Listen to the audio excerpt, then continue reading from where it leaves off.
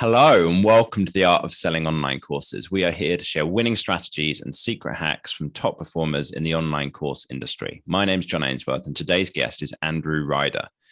He's a content marketing strategist and copywriter, helping coaches and course creators to grow and keep an engaged audience, create content faster, and never run out of ideas.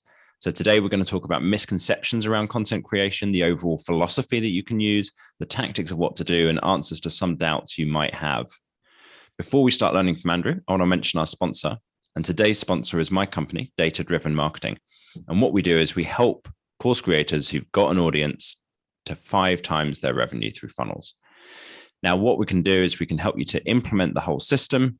But the first step is to figure out how much more could you make, 5 times as an average, how much more could you make in your business?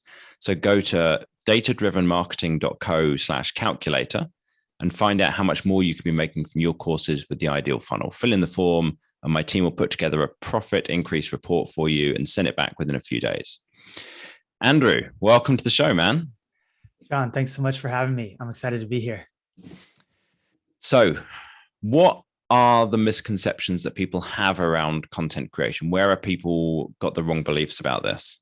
The first misconception, I think, when it comes to content creation is just in defining what is content.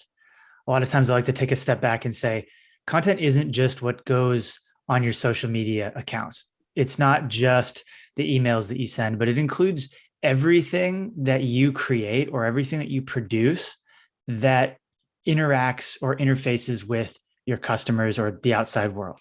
So it includes your About Me page on your website, it includes all the articles you publish, it includes the copy that you have on your landing pages. You can even take it so far as to say it's the branding elements that you use, the images, the colors, the emotions that you evoke in people through any way that you do it. All of that is considered to be content.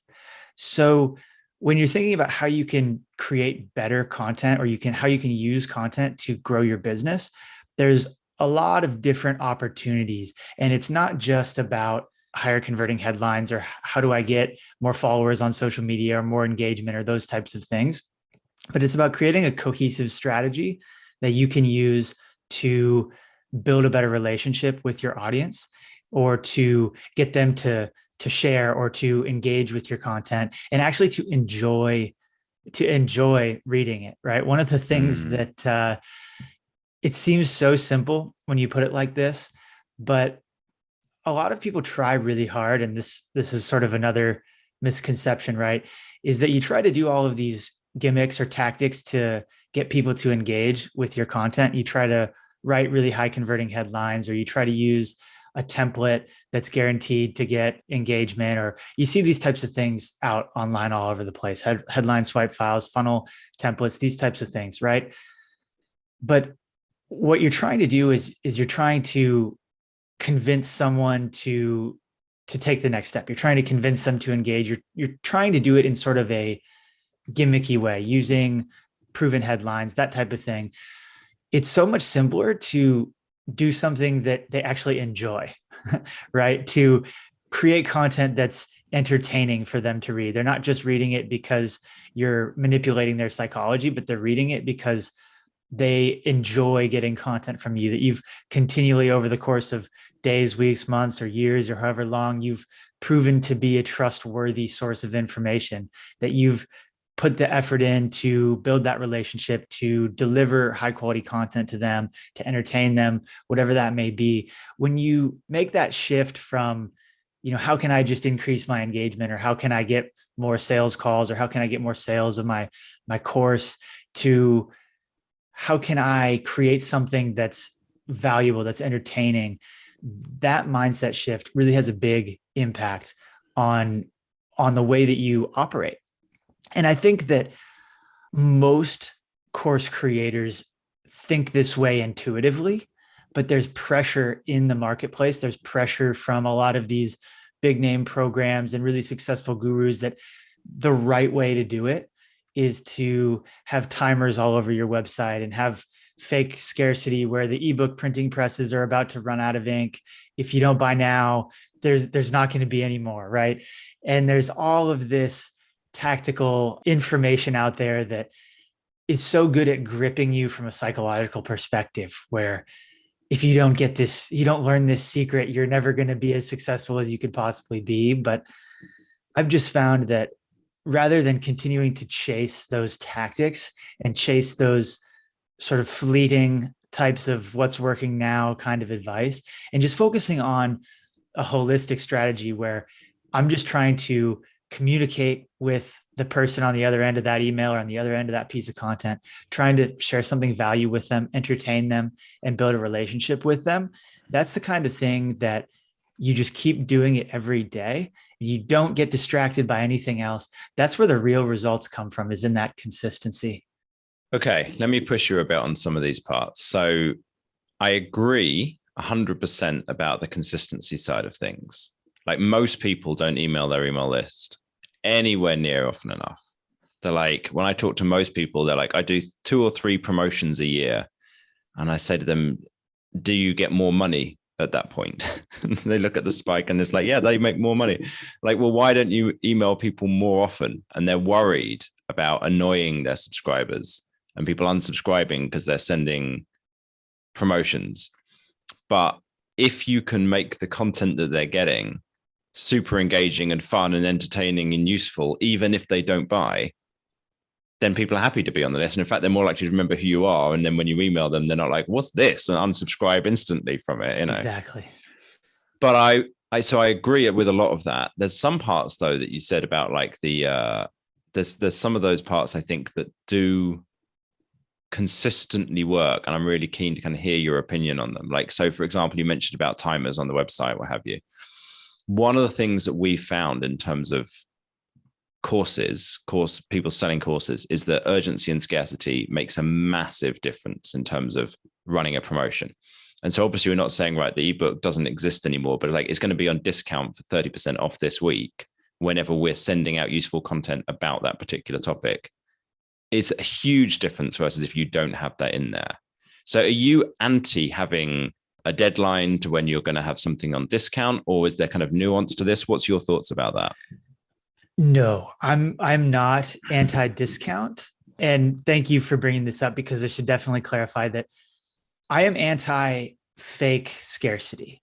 Okay. So I don't like the webinars that have a 5-minute countdown to the next live presentation, but then if you refresh the page, the 5-minute timer just refreshes itself. Right. Absolutely, as you say, psychologically, scarcity, fear of missing out are huge psychological drivers. And without having a deadline, you will not get nearly as many subscribers, purchases, whatever you're trying to get, without implementing that deadline. It needs to be real. That is my only requirement. Be creative, come up with something that is unique or it's truly scarce. You know, in a lot of cases, especially if you're selling a course, it's like, well, I can sell it to you this week, I could sell it to you next week. Maybe you're doing a discount, but maybe you don't want to attract sort of the price type buyers. So you don't, there's sort of I don't know if I should do a discount or not. You can be creative and come up with a way to discount or to do some kind of promotion, add in an extra bonus, right? Something that you can do to say, hey, at the end of this week, you're not going to get this anymore, whether it's a discount or a bonus or whatever it is. And then really sticking to that deadline. People are going to email you 30 seconds after the deadline. Oh, I had this problem and my credit card expired, so I had to use a different one. You'll get all of these types of reasons why people should get the discount after the deadline. You have to be consistent with the deadline. You have to hold it up. Otherwise, it doesn't matter. It doesn't hold any real weight. And if people push you on it and you give to them, they'll continue to push you on it. So yeah, I'm absolutely in favor of using deadlines and scarcity to sell, but to do it in an authentic and in a real way, in a way that doesn't sacrifice your long-term sales potential, your long-term relationship with your customers in favor of short-term sales. Okay. Talk to me then about what's the overall philosophy that you do suggest people use. How should people be thinking about this? You think that's different to what's getting taught? So that's basically what I just said, which is maintaining and building a long-term relationship Hmm. with your audience, with the people who are following you, and in everything you do, your content, your sales, your program delivery, fulfillment, customer service, the whole spectrum of your business should be in serving your customer and in taking them on a journey for the long term. A lot of what I see, and this may sort of be, the industry seems to be adapting to this a little bit now, but for the longest time, especially with coaches and with course businesses, a lot of these entrepreneurs they'll sell a course one time, right? You get that email subscriber, you never email them again, you deliver your course, and then there's sort of this idealistic notion that I've delivered 100% of the value that I can deliver to them. They get an amazing result, and now they've graduated from my program and they go on and do amazing things in the world. I think it's great to think that way, but it doesn't happen that way. Okay. People need longer term support. They need the accountability, and the way that you can best serve them is to continue to serve them, not just over the 6 weeks or the 8 weeks or 12 weeks or whatever for your course, but to continue to offer them more opportunities to go deeper with you, continue to provide accountability to them and support over years and years and years, as long as you can help them. I was just watching, I don't know if you're familiar with Sam Ovens, Hmm. but he's a big in the course space, helps a lot of course creators. He just came out with a video yesterday, and he was saying that he's basically shifting his entire business model. Before, he was doing exactly what I just described, where you sell a course, you get a bunch of, build a huge email list, never email them, never offer them any upsells, never try to further monetize them or continue that relationship. It's just one or two courses and a mastermind. Hmm. And so he came out with this video yesterday, and he was saying, he's basically changed his entire business model to be a continuity program. So he's offering a similar coaching product, and then it's like an annual payment, annual subscription. You get continued ongoing support. You get to mastermind with the other members in the group, and you get to, participate in that community and get the ongoing learning and support that you need to continue to build your business. You don't just build your business in 6 or 8 weeks and then solve all of your problems, and then magically you don't need help anymore, right? Mm. And I thought, it was interesting that he was saying this. He's getting more into building an email list and working on building those relationships. And that's what he said in the video. He's like, I want to build more long-term relationships with my customers. This is what has worked for decades. This model has worked for a long, long time, and it hasn't really been focused on in a lot of the online business spaces. But if you look at programs like GKIC, Dan Kennedy's Inner Circle program, if you look at like a Ben Settle's Email Players, Ken McCarthy's System Club, there's, even like Sean D'Souza's 5000 BC, these legacy marketing programs have survived for decades. They've been around since the dawn of the internet, teaching this model, right? Where you build a relationship with your audience and you continue to support them on an ongoing basis. That's my philosophy when it comes to growing a sustainable business. It's not just about making a short-term sale. It's not just about using gimmicks and tactics to get a sale today, but it's about building a relationship with your customer so that you can continue to sell them on the next level, to continue to add value to them, grow that relationship, and take them on a journey for the rest of their life. Okay. So philosophically, what we're trying to do is build much more of a relationship with people, whether they're on the free email list, whether they've bought from you, whatever, about like supporting them for a long time. How does that translate into an approach in terms of the content that you're creating? For me, it all comes down to storytelling. There's this quote that I really love from Derek Sivers, and he says that if information was the key, we'd all be billionaires with six-pack abs.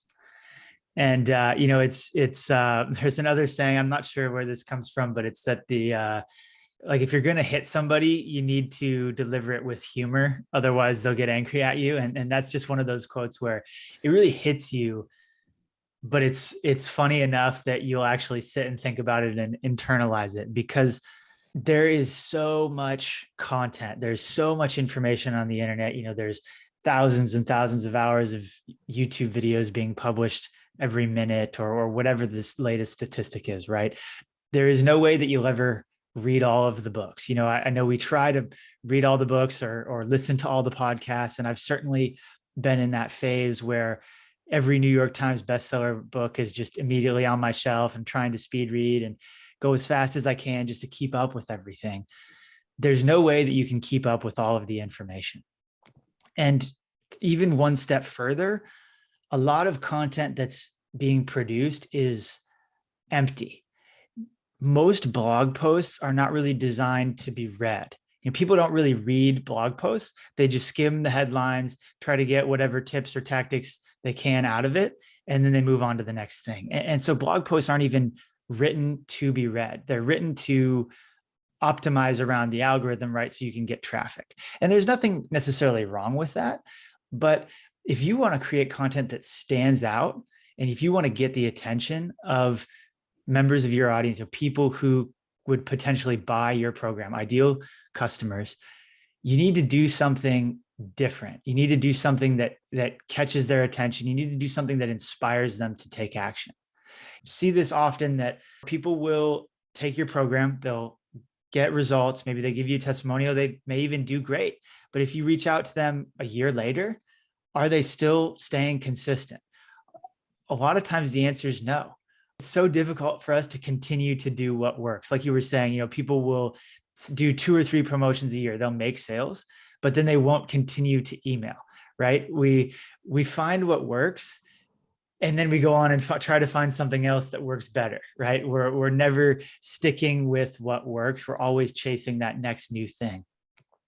So my approach to content is to try to inspire people, try to make them think differently about the problems that they have.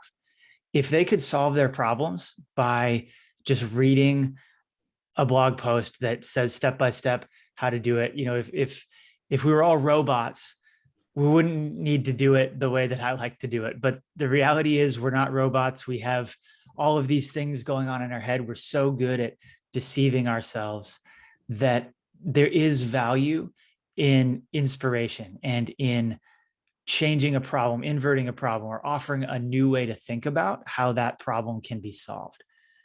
So I always like to come back to telling stories. And it doesn't have to be these fantastic stories where you've made it by all accounts and you live on the beach and your stories are about how you just sit on the beach and drink Mai Tais, right? The sort of the typical make money online, retire early type of story. It doesn't have to be anything super extravagant. A lot of the stories I tell are more relatable. They're about a lesson I learned taking my dog for a walk. I learned a lot from just watching the way that my dog does certain things or doesn't do certain things. It could be something that you saw. I tell a lot of stories about like Netflix, things that I see just watching TV. It all jumps out at me as like, oh, that's an interesting lesson that I could share with my audience, right? And so when you're telling these stories, the goal isn't necessarily to deliver a whole bunch of tips and tricks, but the goal is to pose the problem in a new way and shed light on how that problem can be solved. So this is where I think a lot of sort of the traditional storytelling experts are not quite right in their approach to storytelling, right? They just tell you, oh, you have to have a great personal story, or, here's a framework for how you tell a good hero's journey. The story in itself is great, and that's a great way to entertain people. But the story itself is not where the impact in your content comes from. You might be able to get someone to think, oh, that's interesting. I never thought about that. But how do you get them to actually do something about it? That's where the moral of the story comes in. The moral of the story is, it always makes me think of the old Disney films or the kids stories where they'll tell you a story and then they'll say the moral of the story is, right? And then they explain what the story means in the context that is appropriate for whatever the audience is trying to get out of it. And if you can tell a good moral of a story, you can really make any story into a lesson that's valuable to your audience. You can turn a story about going to the park with your dog into a lesson about weight loss or about business or about content creation or whatever it is that you teach. You can take a Netflix movie, Avengers movie or something, and you can spin that into a lesson about business or mental health or consistency or whatever it is. So when you really focus on the moral of the story and telling a great moral that's impactful and inspiring, that's what opens up your ability to tell really any kind of story that you can imagine. And how often are you sending out these emails? Do you recommend daily, right? I email most days. I usually take Sunday off. And, one of the things that you mentioned before was sort of that, I don't want to be a burden on my audience. I don't want to send too much mail. I don't want them to get annoyed with me. Depending on sort of what camp you fall in, if you're in sort of the Twitter sphere, they all swear by a weekly newsletter. I think there's a few mental blocks that cause people to not mail as often as they should be. And really as often as you should be is sort of as often as you can, right? If you can tell interesting story, if you can entertain your audience, if you can provide some kind of value to them every day, you should do it every day. If you feel like you can only email something valuable once a week, I would disagree with that. I think that there are more than enough ideas out there. I think that a lot of people just don't see them. They're just missing them. They're not looking for them in their day, in their life. They're missing an opportunity to mail more frequently. And it's probably because of I don't have that much to say, right? Well, you can find things to say. If you think that you're going to be a burden on your audience, you may not want to mail them at all. If you really think your content is a burden on them, and you think they'd be better off without hearing it, then you shouldn't mail them at all. I don't think you should think that way, though. I think you should only mail as often as you have something interesting to say, but you should try to have something interesting to say every day. And then with the approach that you're taking, so you've got a story, you've got a moral, then what? Like how, that bit in, what was it, in South Park or something, like the underwear gnomes or something, like collect underwear, question mark, profit. Like how does it, That's the question mark. What's the bit in the middle? How does it convert into profit from the way that you do it? My approach to calls to action sort of precipitates right from the conversation we were just having, which is if you don't have anything interesting to say, you probably shouldn't say it, but you should definitely find more interesting things to say. And the same is true with calls to action. I don't do any hard calls to action. I think of it more as an invitation. Mm-hmm. It's an opportunity for them to take the next step. If you enjoy this content, if you want to solve this problem that is illuminated through this story, through this moral, I like to, 90% of the time, I'll throw in a soft just opportunity to check out my book, sign up for coaching, get into my course, whatever it's going to be. For course creators, it's maybe you're running the promotion. And so you say, hey, if you want to learn how I solve this problem, or if you want to learn how 50 other people just like you solve this problem, you can get a 30% discount on my course until the end of the day on Friday. But, this is a hard deadline. And for these reasons, if you miss the deadline by 5 minutes, you're not going to get the discount. You can still sign up for the course at full price, but this is the promotion. And if you want to jump in, go to this link, read the sales letter, watch the video, whatever it may be. It doesn't have to feel salesy or sleazy. I know a lot of course creators, content creators battle themselves in this area where they feel like they have to do things that they're not comfortable doing. They feel like they're being inauthentic in the content they produce and in the sales messages that they produce, because they see a lot of hard sales messages online, and they think that that's the only way to be successful. And like we've discussed at various points in this conversation, there are benefits to deadlines, to hard calls to action, to, sales tactics, sales strategy, but you don't want to do that at the expense of the relationship with your customer. You want to continue to give them opportunities to grow that relationship with you. So most of the time, my emails are going to have a call to action in them, and they're going to just be an invitation to take the next step in whatever direction is most appropriate for that email. Sometimes it could even just be reply and let me know what you think about something. Could just be trying to get some engagement, get some conversation going, get some feedback from the market. So if you feel like you don't always have a call to action, or you feel like you just constantly hitting the same call to action, sign up for my course, sign up for my course, sign up for my course, you can throw in things like that. Reply to this email and let me know what you think about this. Do you agree? Do you disagree?